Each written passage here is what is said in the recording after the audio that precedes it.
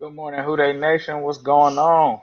Just wanted to put together a quick video of our round one reaction. It's your boy AK, aka ANBA 513 on Twitter. Follow me, check me out. Just wanted to dive in and do a little initial recap and reaction to our pick last night, William Jackson III. As you guys know, in my previous video, I actually, kind of campaigned that at number 24, if Will Jackson III or Noah Spence is on the board, you got to put a trigger on one of those guys. And it just so happens that's kind of how the draft fell to us. So a lot of people want a receiver, which I understand, and I still believe that Josh Doctson was the number one guy on the Bengals board, and he almost landed to us. But there was that one run on receivers, which we all knew was coming. Just to be honest, we held out hope, but the Redskins shocked everyone and ended up taking Josh Doctson. And in a sense, it still worked out. You're talking about a guy in William Jackson III that was arguably the best corner in the draft. Uh, it's up for debate between him and Vernon Hargraves, but he's more of an athlete with man skills. He plays on the outside, perfect guy to bring in. He fits the mode of best available player, but also a future need. As I referenced before, Drake Kirkpatrick is entering his contract year. There's a lot of uncertainty at the position. I referenced the Cardinals game, so he was just a great fit for what we want to do, and I'm very excited about the pick. Just to recap a little bit of how my my draft predictor came out. I actually, during the draft yesterday, I wasn't able to follow the draft verbatim. I had a family member who had an illness, and we were in the hospital last night. The good news is that family member is bouncing back. So all praises due to the man up high for that situation going on. But I was still able to somewhat track it on my phone. Still had my Bengals Real Talk Facebook group that kept me informed, and Twitter. And unfortunately, they didn't have a TV, but it's okay. With technology these days, you can always find videos and stuff. So nothing major. But just recapping everything, I had a feeling that William Jackson III was going to be the pick. About 2 or 3 weeks ago, he graded out as my number one corner as far as the Bengals tendency predictor. There was a little bit of um, a there wasn't necessarily a gap, but the gap widened between him and Mackenzie Alexander to me when Mackenzie Alexander dropped from a potential first round pick to the second round, and that just left William Jackson as the only guy there. Like I stated on my previous video, the Bengals have always looked at cornerback, and when you look at the first round, you look at the analytics and the numbers behind it, the stats don't lie.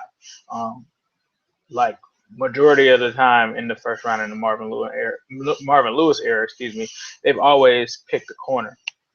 So back to my board.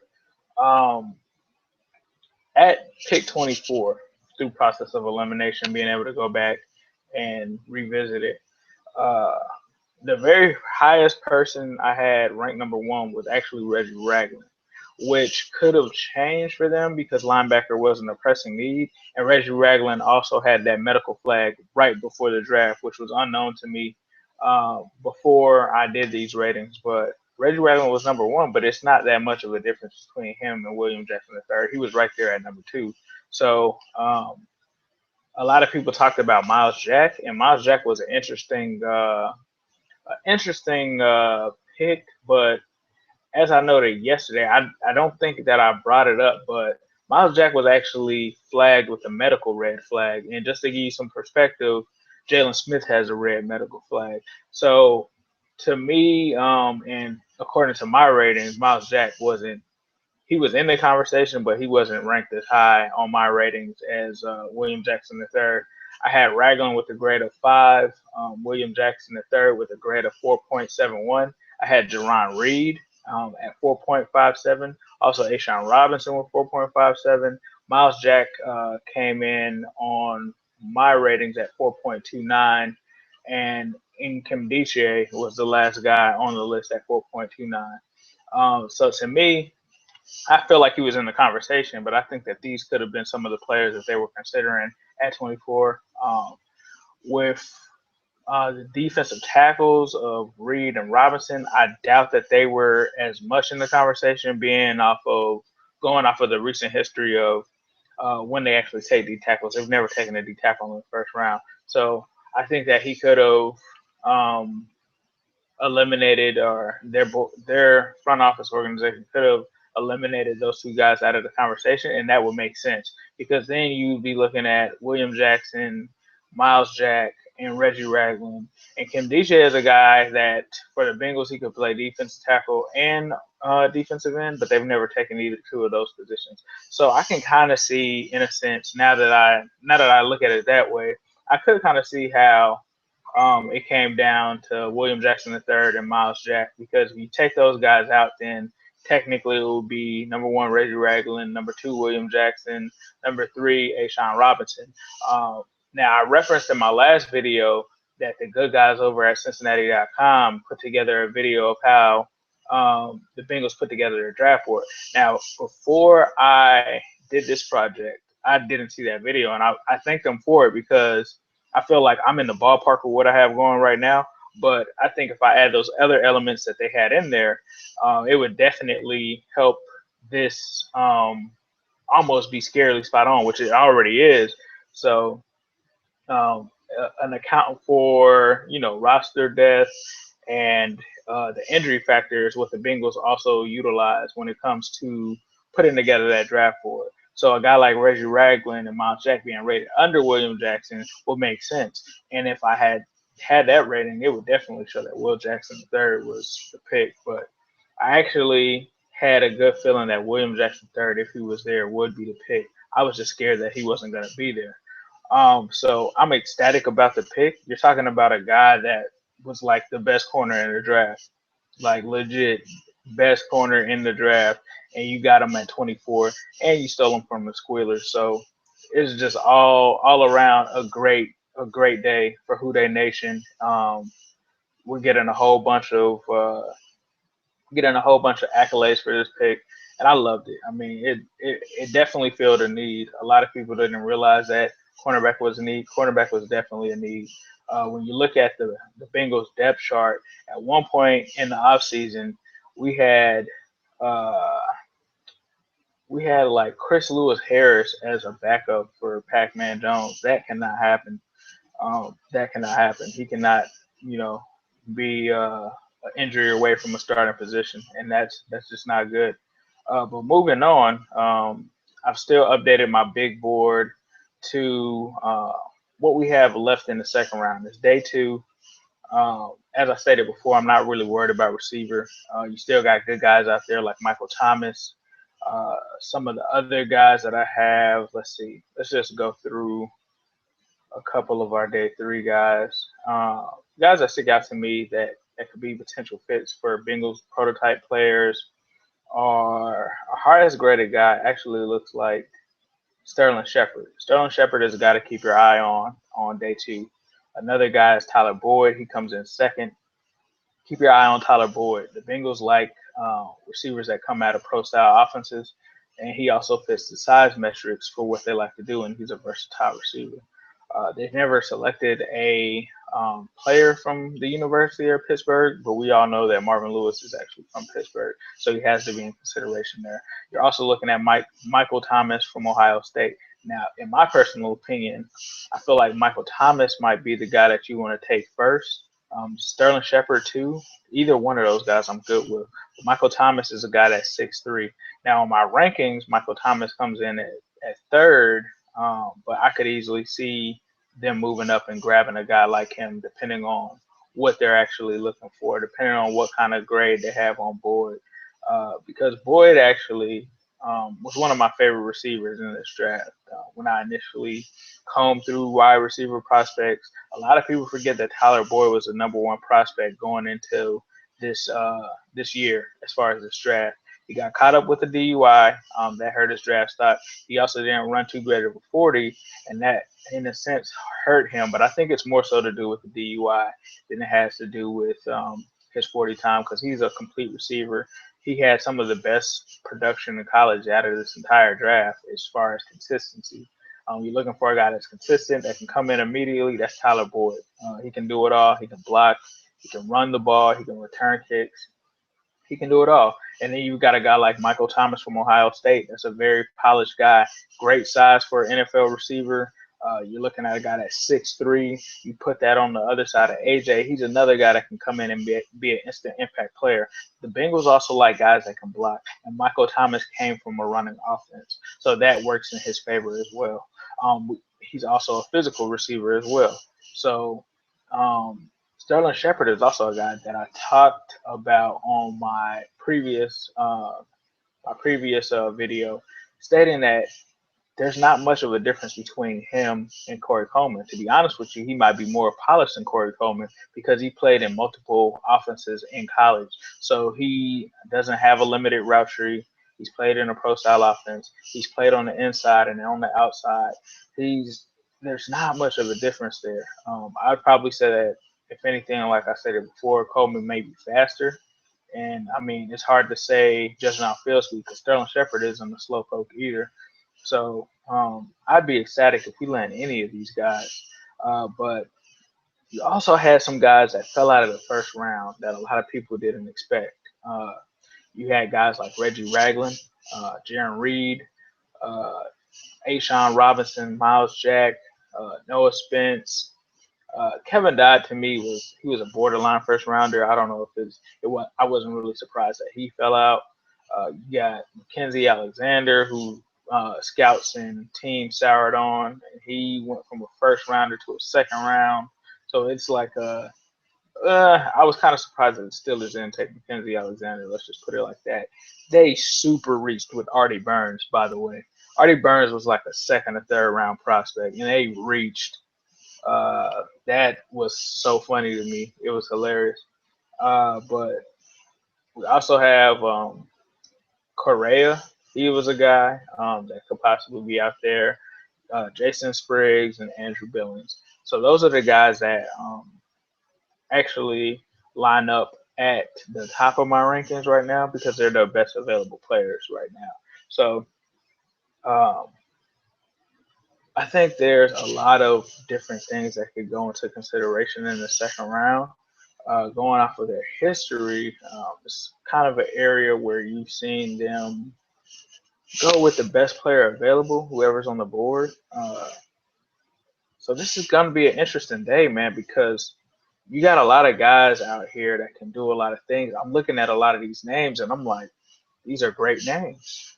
Um, I mean, if none of those guys that are still on the first round or projected to be first rounders aren't there, you still have options like Austin Johnson from Penn State, Sean Davis from Maryland, Sual Cravens, who is a guy I think you need to keep your antennas up for, uh, Sterling Shepard, Deion Jones, Chris Jones, Tyler Boyd. I mean, Jonathan Bullard. I mean, you're gonna have options here. Von Bell. So there's a multitude of guys that we could actually get. Emmanuel Agba, another guy that I think there's a high chance that they could go after.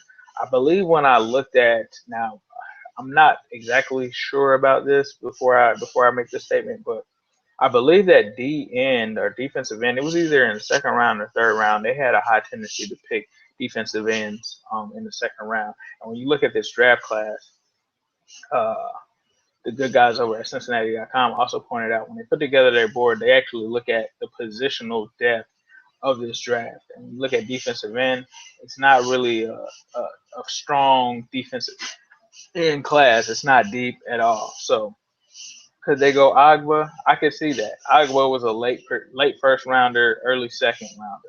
So could they go Agba? I could see that. I could also see Michael Thomas, Sterling Shepard, or a Tyler Boyd pick. I could see Chris Jones. I mean, there's so many ways that they can go with this. I think the fact that there's so many D tackles that are going to be pushing other D tackles down in the draft, I think that they can go and afford to go and pull the trigger on an offensive position. Um, a guy like Miles Jack is there, but I honestly feel like Reggie Ragland is a better fit for them. And when you look at the tendency rankings, Reggie Ragland is much higher on their board. Well, not much higher because it's difference between first and fourth, but he seems like he would be the guy that they would go after as far as body type, size, school, uh, vision. So there's a lot of things that stick out to him for me. Shalik Calhoun is another guy that they could look at possibly. It's still kind of a toss up with him. He's not as high up there. But one thing that I will do is I also post the updated rankings so we can go back in and look at it. But I mean, I just love just bringing it back full circle to the William Jackson the third pick. I just love the pick. I mean, it made sense. A lot of people were upset that we didn't move up for a corner. I didn't see us trading up. I mean, you're talking about a year where we typically have compensatory picks and everything. I mean, we only have 7 picks. It made sense to stay put and pick William Jackson the third because when you look at this draft class, as I stated yesterday, the corner depth in this class isn't great at all. It's nowhere near the depth that there is at receiver. Um, like we can still come out good day two with the receiver. You're not coming out good day two with the corner, which is why you saw the Pittsburgh Squealers reach for Artie Burns. So I mean, it was almost in a sense the perfect storm. It was shaping out as the perfect storm for us in that draft. And although I would have contemplated Doxson, I still think that Doxson was the number one guy on their board. Uh, there's nothing wrong with William Jackson III either at all. I mean, PFF graded this guy as the number one corner in the class, and if you have any doubts, just go and cut on the film on this guy, and you'll see how much of a dominant corner he is. He's a guy that plays on the outside, so from listening to interviews and just hearing what the Bengals coaches had to say about him, I think that he's obviously not going to play in the slot. So that means to me that he's a future replacement for Drake Kirkpatrick, especially when you got guys like Zeitler, Gio Bernard, Ryan Hewitt, and Zeitler, Hewitt, Gio, and somebody else on this. I'm pretty sure it'll come back to me. But when you got guys like that, Eifert, how can I even? Oh my God. Ugh. Yeah, Tyler Eifert. He's the number one priority line. So I mean, when you got guys like that you have to resign, it's a no-brainer, man. You go ahead and you take the sure thing, which is William Jackson III, and you don't have to take a guy like Mark Sanchez later. So, with that being said, I'm really ecstatic about this draft. I'm looking forward to day two. Uh, Getting ready to head back to the hospital and make sure that that loved one is good. But I will keep you guys updated today. And like I stated before, we'll also have our full panel. I'm going to try to get these guys together for a full panel and do another recap, man. I mean, last year was our first time doing it, and I really enjoyed it. And it's great to have a bunch of different opinions and personalities because I don't like just being on here myself because it's just my opinion. And, I like to come full circle and be open minded because a lot of these draft guys they get, I guess, their own opinion and they get stuck in their ways, and you have to have multiple opinions on everything. There's always a different way of looking at something, and you know. I might feel a certain type of way about a prospect, but this other guy might feel another type of way. And we both give our reasoning for why we should have went with this person or why we should have picked this person. And at the end of the day, no one is wrong. I mean, everyone can have great opinions on what they do. So I'm definitely a proponent of that. But I'd love to see what we do at 55. There's some speculations of at we could possibly trade up. If they do that, I think it would be a pick from 2017 this season. So if they do that, maybe we could see them moving up in the second round. I don't know if they've ever moved up in the second before. Uh, if you guys do know, leave a comment of whatever the transaction was when they or the year that they traded a second round pick. But I believe they've always looked to move up in like the third round, fourth round. So I could possibly see that. But it's going to be an interesting day. The good thing that I feel like is in our favor is the fact that so many guys fell out of round one that weren't receivers. So if certain teams felt like they got whatever receivers they needed, I don't see them picking a receiver over a Reggie Ragland, a Noah Spence, Kevin Dodd. Well, I would pick a receiver over Kevin Dodd. Let me just be clear about that. But a Jaron Reed, I don't know if you're gonna see them bypass guys like that for a receiver necessarily that was originally projected to go there. And Miles Jack is still out there. So there's definitely going to be some movement, I think, in the draft where you're going to see guys not pick receiver and some receivers might slide down to us. So the Bengals let the draft come to them. And I think that if it gets near 55 and there's a opportunity to move up maybe 3 or 4 spaces and solidify a guy, then they'll do it. I think they'll consider it. But it's all about how your draft board falls. And I mean, just to be real, looking at a lot of these names that are out here, I could see a receiver falling to us because Su'a Cravens is another guy that's going to be sought after. Andrew Billings is still out there. I mean, man, it couldn't have worked any perfect. It couldn't have came out any more nice for us, especially day two. The Bengals are usually a team that we get better as the rounds move on. So if this is how we're starting out the draft, I can't wait to see what happens tonight. So leave me some comments. If you have any questions, let me know. And if you have any questions that you want to ask me directly on Twitter, you guys can find my Twitter. I'm trying to get my followers up.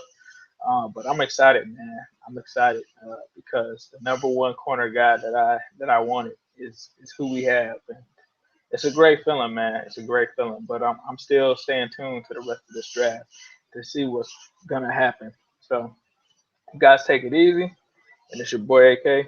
Who they who they think gonna beat them Bengals? And them Squealers were reaching. Artie Burns, fam. Artie Burns.